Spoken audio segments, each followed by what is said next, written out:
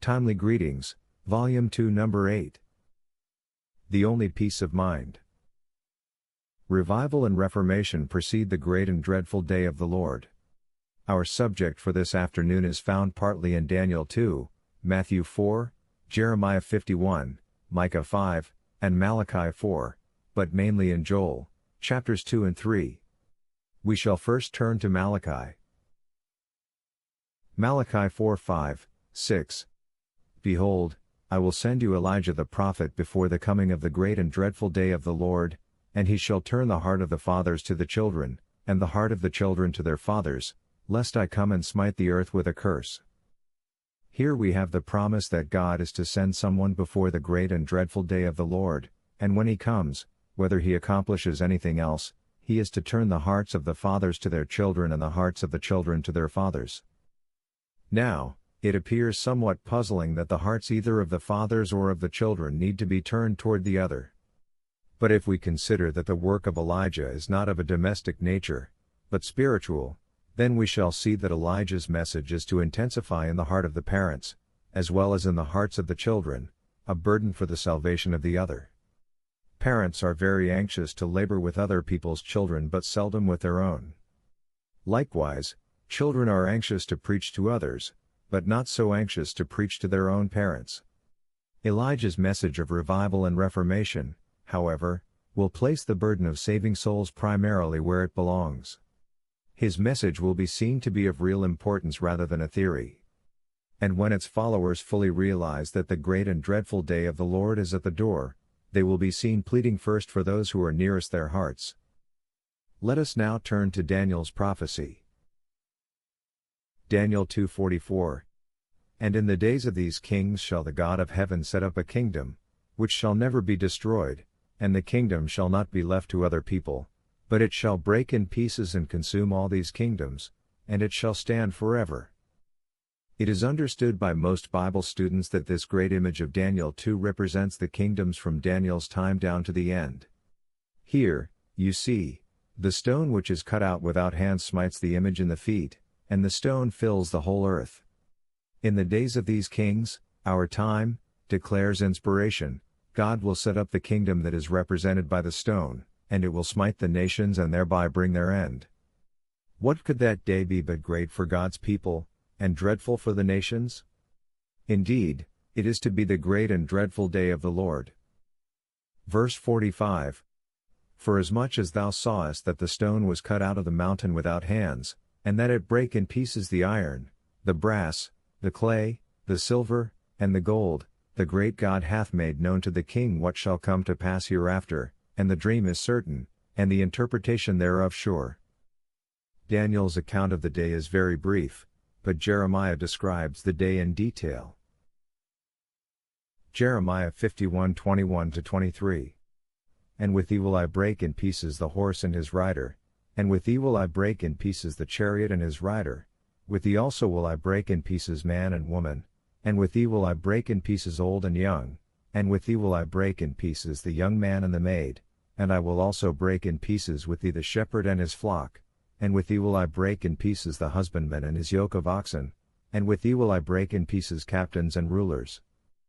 Here inspiration explains that God with his kingdom is to break the nations, that his people are to be his battle axe.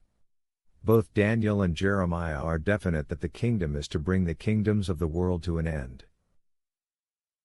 Micah 5:7. And the remnant of Jacob shall be in the midst of many people as a dew from the Lord, as the showers upon the grass, that tarrieth not for man, nor waiteth for the sons of men.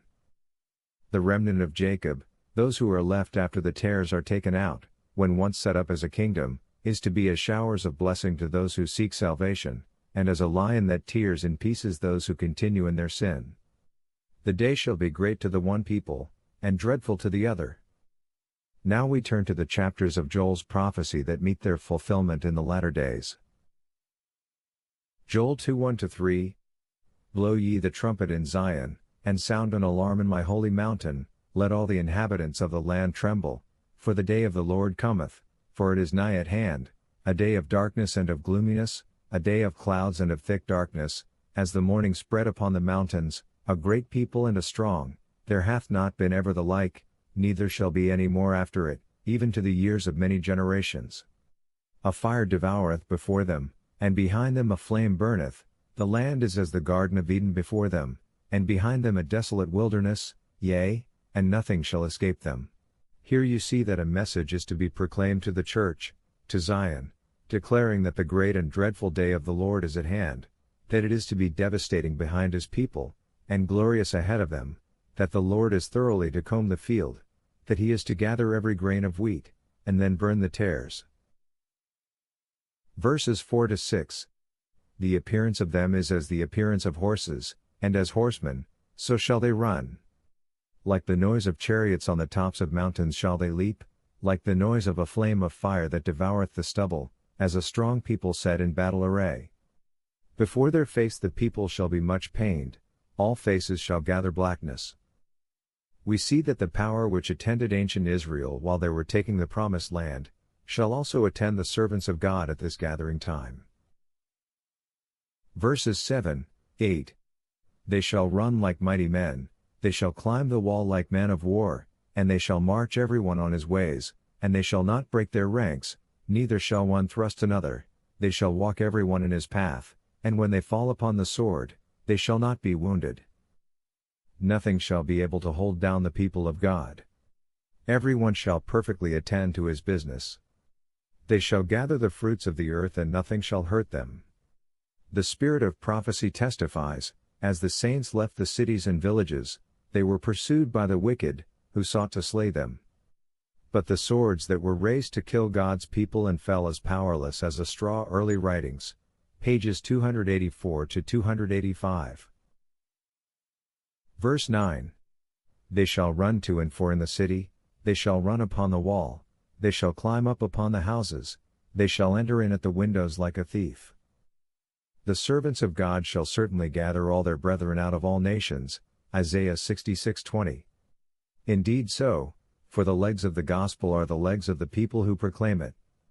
Of course, only with perfect coordination and a bulletproof army can the gospel work be finished when the two-horned beast declares that as many as would not worship the image of the beast should be killed. Revelation 13:15. Verses 10, 11.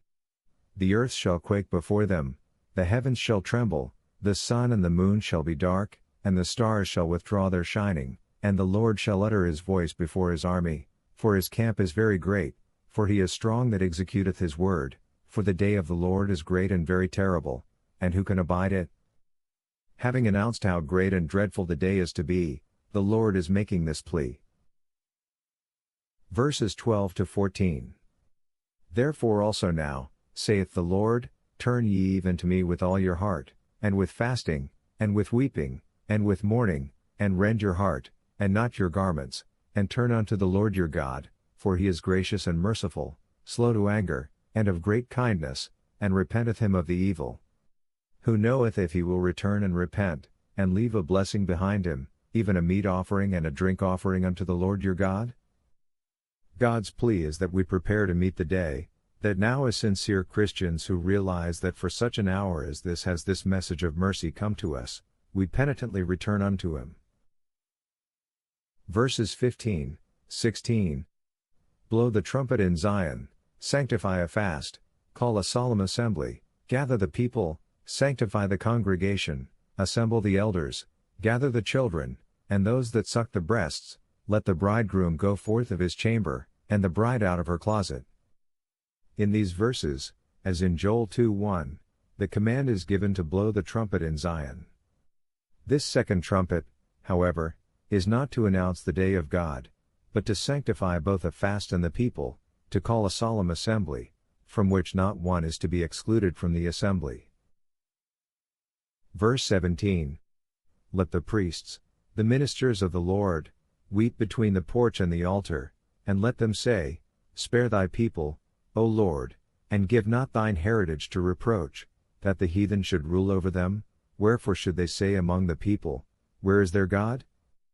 Here we are plainly told that God's people are to face persecution and distress, and that unless they keep close to the Lord their very existence may be at stake, God's name dishonored, and the heathen allowed to rule over them and to challenge their faith in God. Verses 18, 19. Then will the Lord be jealous for his land, and pity his people. Yea, the Lord will answer and say unto his people, Behold, I will send you corn, and wine, and oil, and ye shall be satisfied therewith, and I will no more make you a reproach among the heathen. God finds refuge and freedom for them in their own land where nothing shall be lacking. Verses 21 to 23. Fear not, O land, be glad and rejoice, for the Lord will do great things. Be not afraid, ye beasts of the field, for the pastures of the wilderness do spring, for the tree beareth her fruit, the fig tree and the vine do yield their strength.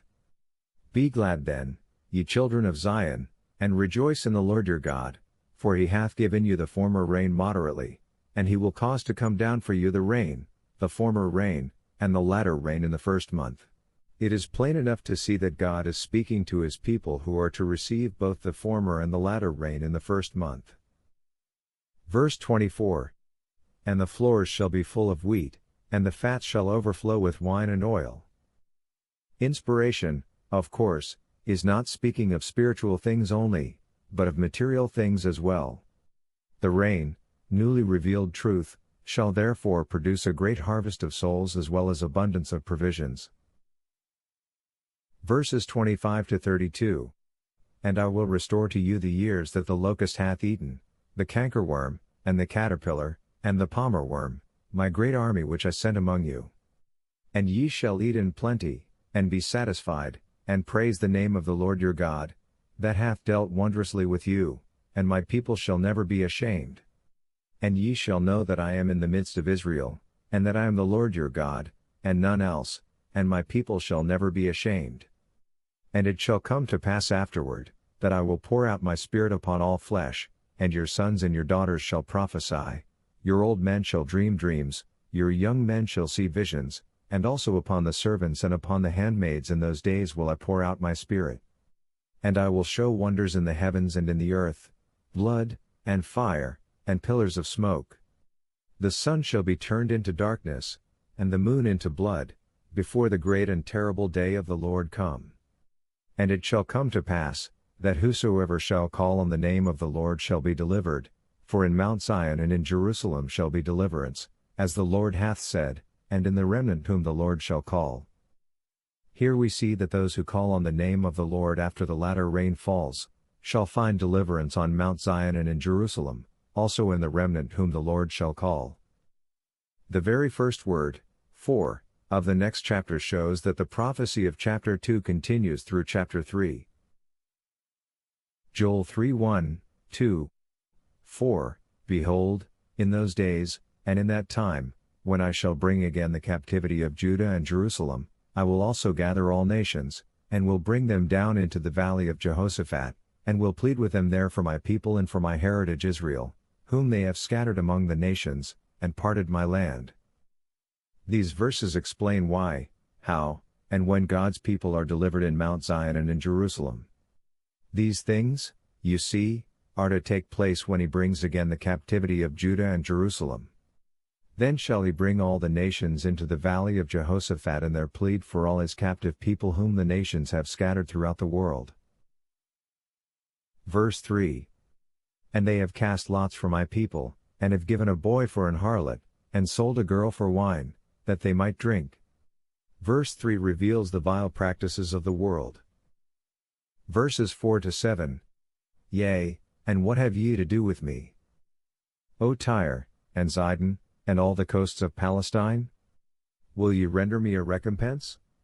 And if ye recompense me, swiftly and speedily will I return your recompense upon your own head, because ye have taken my silver and my gold, and have carried into your temples my goodly pleasant things. The children also of Judah and the children of Jerusalem have ye sold unto the Grecians, that ye might remove them far from their border. Behold, I will raise them out of the place whither ye have sold them, and will return your recompense upon your own head. Tyre and Zidon, and the coast of Palestine, then, those nations which have scattered God's people, shall have their reward. What shall their recompense be? Here is the answer. Verses 8 to 10. And I will sell your sons and your daughters into the hand of the children of Judah, and they shall sell them to the Sabaeans, to a people far off, for the Lord hath spoken it. Proclaim ye this among the Gentiles, prepare war, wake up the mighty men, let all the men of war draw near, let them come up, beat your plowshares into swords and your pruning hooks into spears, let the weak say, I am strong. Inasmuch as the nations will be preparing for war when these prophecies are being fulfilled, it is plain to see that atomic weapons will not bring peace. Verse 11. Assemble yourselves, and come, all ye heathen, and gather yourselves together round about, thither cause thy mighty ones to come down, O Lord. Here we are told that God's mighty ones are to meet the armies of the heathen. And where will God judge the people? The following verses give the answer. Verses 12 to 14. Let the heathen be wakened, and come up to the valley of Jehoshaphat, for there will I sit to judge all the heathen round about. Put ye in the sickle, for the harvest is ripe, come, get you down, for the press is full, the fats overflow, for their wickedness is great. Multitudes, multitudes in the valley of decision, for the day of the Lord is near in the valley of decision. Yes, here is described the day of decision. The multitudes will then have to decide either to serve God and live or to continue serving the devil and perish with him. Verses 15, 16. The sun and the moon shall be darkened, and the stars shall withdraw their shining. The Lord also shall roar out of Zion, and utter his voice from Jerusalem, and the heavens and the earth shall shake. But the Lord will be the hope of his people, and the strength of the children of Israel. What a day the world is now approaching, and how blind to the fact is even the church herself. Verses 17 to 21. So shall ye know that I am the Lord your God dwelling in Zion, my holy mountain, then shall Jerusalem be holy, and there shall no strangers pass through her any more. And it shall come to pass in that day, that the mountains shall drop down new wine, and the hills shall flow with milk, and all the rivers of Judah shall flow with waters, and a fountain shall come forth of the house of the Lord, and shall water the valley of Shittim. Egypt shall be a desolation, and Edom shall be a desolate wilderness, for the violence against the children of Judah, because they have shed innocent blood in their land. But Judah shall dwell forever, and Jerusalem from generation to generation. For I will cleanse their blood that I have not cleansed, for the Lord dwelleth in Zion. Our final cleansing is to be in our own land. The scriptures, you see, are correlated, one truth explains another. Verses and chapters, therefore, cannot be isolated from their context if they are to be rightly understood. A correct idea cannot be built upon any one verse when isolated from its continuity. And only when we take God at his word can we in truth study the scriptures. Then we need but the key word to unlock the mysteries of God. And here we have it. Revival and Reformation, a change of ideas and practices, therefore, is our greatest need.